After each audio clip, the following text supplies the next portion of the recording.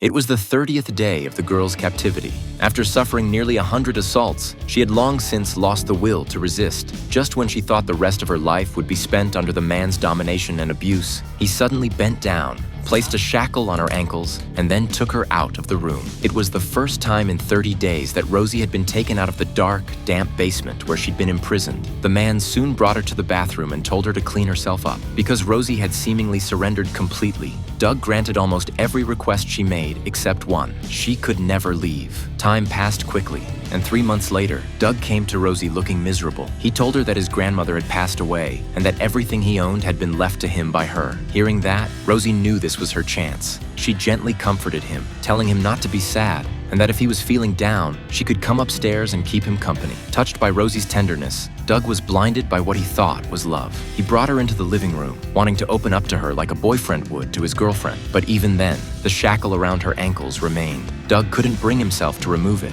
Deep down, he still wasn't sure if Rosie truly loved him. Another 2 months went by. One day, as Rosie was practicing yoga, Doug came downstairs and removed the wooden boards covering the basement window, allowing sunlight to pour in. Rosie seemed genuinely happy about it and told Doug that she'd love to go on a real date with him. On one condition, she wanted to go outside, just for a bit, to breathe some fresh air. But when Doug looked into her sincere eyes, he said nothing. He still couldn't tell if her love was real. The next morning, Rosie woke up early and carefully did her makeup. It was the day of their date. Doug soon appeared, dressed in a suit and holding a bouquet of flowers, knocking gently on her door. To